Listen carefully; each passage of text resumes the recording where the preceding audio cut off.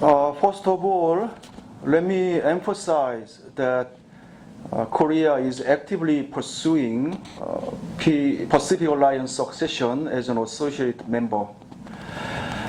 We want to expand the trade and strengthen our economic ties with the Pacific Alliance member states. Out of Pacific Alliance member states, with respect to Mexico, let me remark that Korea is the sixth largest trading partner to Mexico, and Mexico is the largest trading partner in your region to Korea. However, since the two countries do not have an FTA yet, Korea's accession to the Pacific Alliance will surely serve as a momentum that allows the two countries to expand bilateral trade and strengthen economic cooperation. As for other countries that already have an FTA with Korea, such as Colombia, Peru, and Chile, our accession will allow the countries to solidify existing bilateral economic cooperation relations with Korea. Also, I would like to point out that during the accession process, we will be able to discuss implementation issues and upgrading needs of our existing FTAs in an efficient manner. I am confident that Korea and Pacific Alliance member states will embark upon a new chapter of bilateral relations, which will be bolstered by Korea's active involvement in the Pacific Alliance region in order to further promote bilateral trade and investment. Let me comment on this aspect. Korea's accession to the Pacific Alliance will also provide an opportunity to provide benefit to the Pacific Alliance member states. As well known, Korea's FTA covers more than 79% of the world's GDP with 57 trading partners, including the United States, China, European Union, and India, among which are the major economies around the world. Indeed, Korea excels in FTA coverage and stands at the center of Asia's FTA network.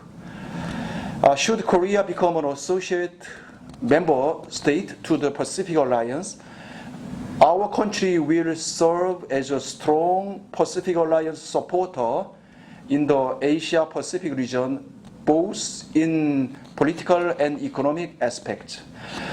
Let me emphasize that Korea's accession will allow the Pacific Alliance member states to complete a hub that connects Asian and Central American markets, expanding the Pacific Alliance influence in the Asian Pacific region. Also, faced with concerns over trade protectionism due to the COVID-19 pandemic, Korea's accession will allow the Pacific Alliance member states to reduce external risk through export diversification as well. We note that Mexico recently signed the USMCA, and Colombia and Chile and Peru have abundant experience in concluding FTAs. We are all truly strong advocates of free trade and open market. So I am hoping that the Pacific Alliance member states will actively support Korea's accession as an associate state.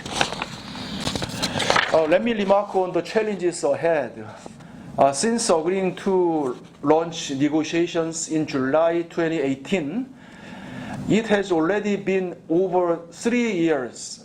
However, Korea and the Pacific Alliance still have not launched the negotiations yet, and I believe now is the time to make the decision. In fact, the time is overdue. Korea is fully ready to launch negotiations. We have already completed our report to our National Assembly in 2018. And Korea and Pacific Alliance have discussed during an abundance of time over each other's concerns, and we know what you want, and I am pretty sure that Pacific Alliance member states know what Korea wants.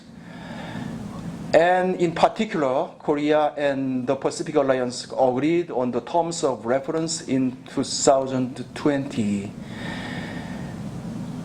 We believe timing is the key, and sincerely hope that we don't lose this precious and invaluable opportunity to greatly strengthen our economic cooperation.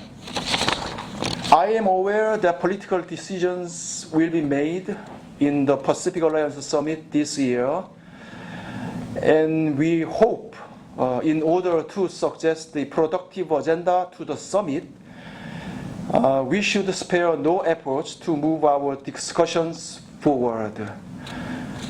We have had our chief negotiators meeting in last April and on quarterly basis, and I am hoping that we have another meeting sometime in June or July to maintain necessary momentum to move our discussions forward.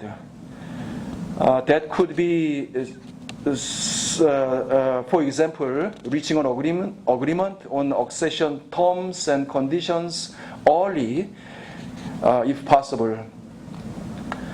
I will continue to keep our channel of communication with the Pacific Alliance member states' embassies in Seoul on our accession to the PA, and I hope that we cooperate with one another. And also, I hope that we continue our discussions through our Korean embassies in PA member states as well. And thank you.